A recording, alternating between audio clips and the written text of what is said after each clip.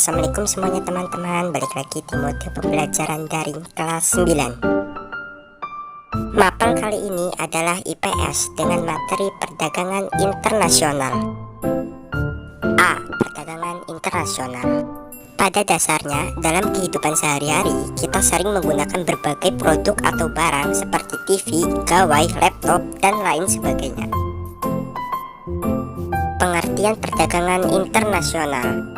Perdagangan internasional adalah perdagangan yang dilakukan oleh penduduk suatu negara dengan penduduk negara lain atas dasar kesepakatan bersama. 2. Faktor-faktor yang mempengaruhi perdagangan internasional. Perdagangan internasional merupakan kegiatan jual beli yang dilakukan oleh dua negara atau lebih. Perdagangan ini dilakukan untuk meningkatkan pendapatan suatu negara dan dapat terjadi jika ada kesepakatan antar negara yang saling membutuhkan sebagai usaha pemenuhan kebutuhan masing-masing negara.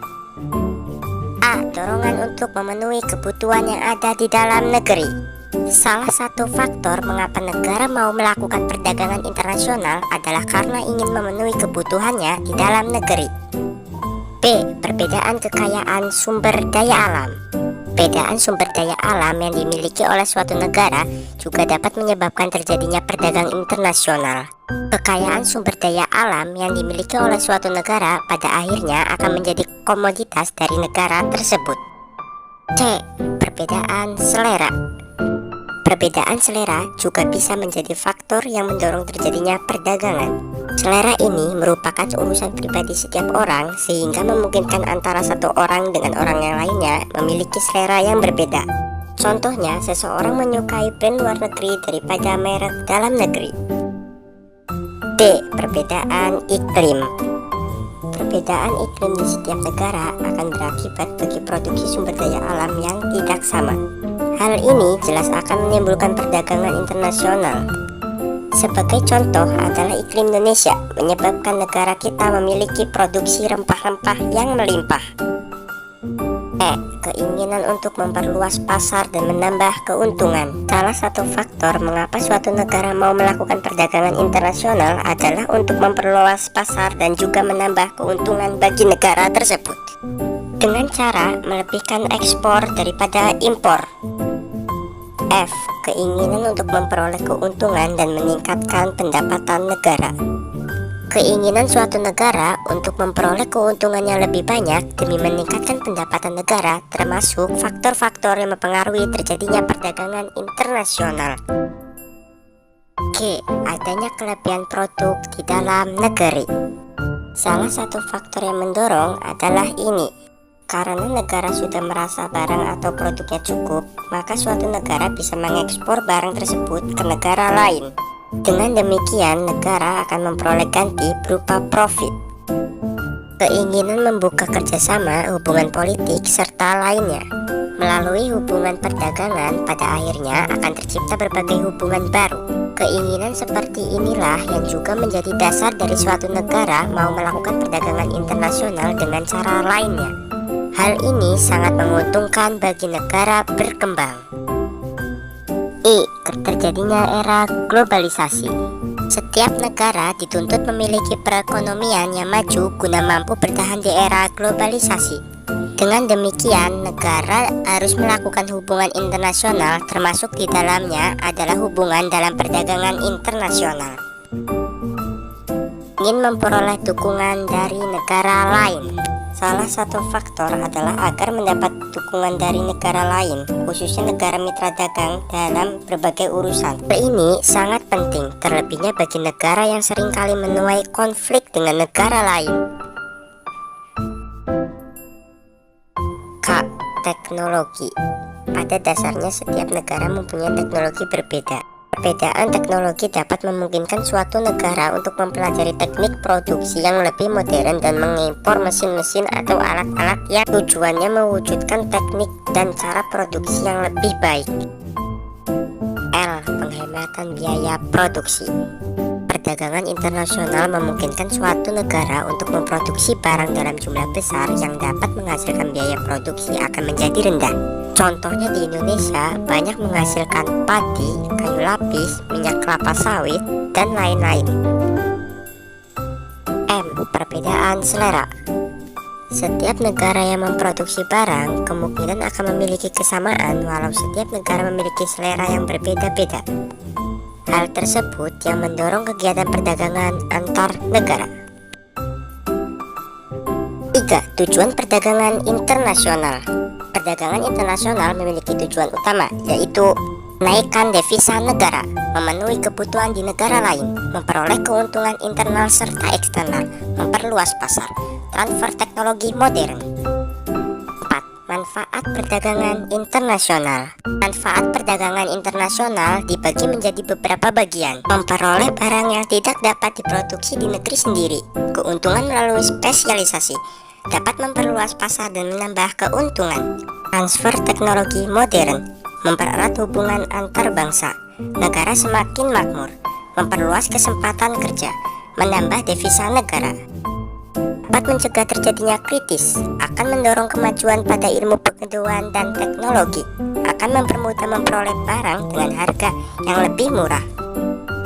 Dapat mendorong kegiatan ekonomi dalam negeri, dapat memenuhi kebutuhan rakyatnya, dapat mempererat hubungan politik, dapat membantu meningkatkan daya saing ekonomi, dapat meningkatkan investasi, dapat memperkuat posisi perdagangan, mencegah perdagangan barang yang membahayakan, dapat menciptakan harga yang stabil, dapat mengenal berbagai mata uang negara lain. 5. Hambatan perdagangan internasional. Hambatan perdagangan adalah regulasi atau peraturan pemerintahan yang membatasi perdagangan bebas. Hambatan perdagangan mengurangi efisiensi ekonomi karena masyarakat tidak dapat mengambil keuntungan dari produktivitas negara lain. A. Perbedaan mata uang negara. Salah satu hal yang menjadi penghambat dari perdagangan internasional adalah perbedaan dari mata uang negara. Jika mata uang dari negara pengekspor lebih tinggi dibandingkan dengan nilai mata uang dari negara pengimpor, maka biaya pengeluaran untuk negara pengimpor menjadi bertambah.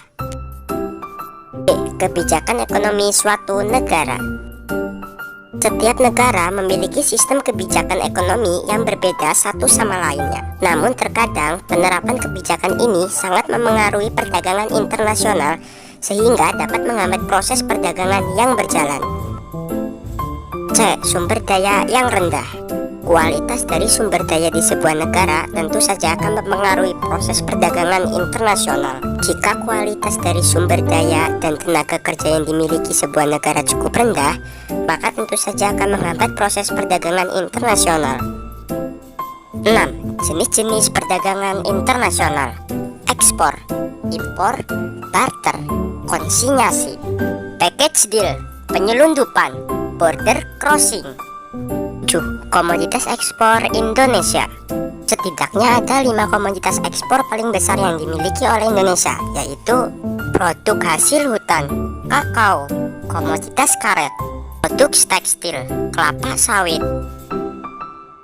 Kebijakan perdagangan internasional, penetapan tarif, kuota impor, larangan ekspor dan impor, subsidi, premi, dumping, devaluasi. 9. Teori perdagangan internasional. A. Teori keunggulan mutlak.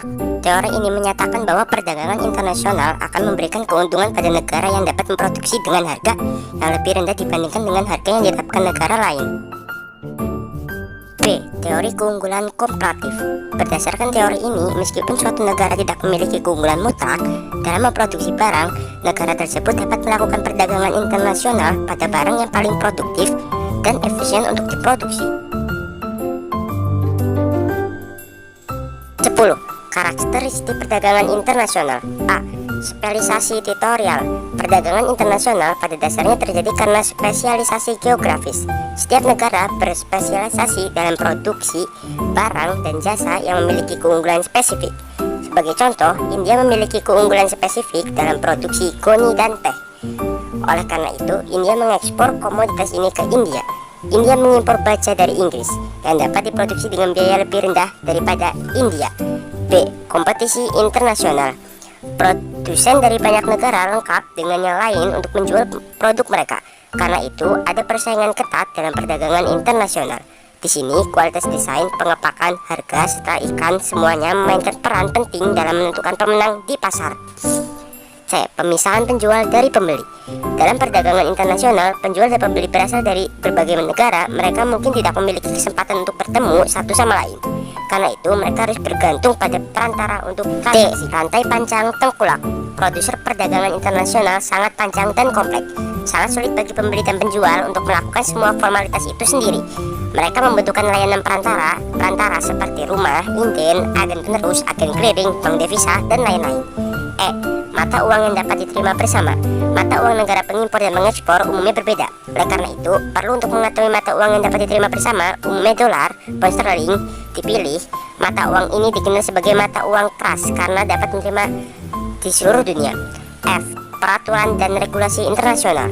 Pengusaha yang terlibat dalam perdagangan internasional membutuhkan pengetahuan hukum internasional dan pembatasan perdagangan. G. Kontrol pemerintah. Pemerintah setiap negara melakukan kontrol atas impor dan ekspor untuk kepentingan nasional. H. Beberapa dokumen. Sejumlah besar dokumen diperlukan dalam perdagangan internasional. 11. Dampak dari kegiatan ekspor. A. Dampak positif ekspor. 1. Meningkatkan keuntungan. 2. Meningkatkan daya saing. 3. Membuka peluang pasar yang luas. 4. Meningkatkan nilai investasi. 5. Meningkatkan hubungan kerjasama internasional. B. Dampak negatif ekspor. 1. Menimbulkan kelangkaan barang di dalam negeri. 2. Menyebabkan eksploitasi besar-besaran sumber daya alam. Dampak dari kegiatan impor. A. Dampak positif impor. 1. Meningkatkan kesejahteraan konsumen. 2. Alih teknologi. 3. Mendapatkan kualitas serta produk yang dibutuhkan. 4. Menjaga kerjasama antar negara dalam hal perdagangan.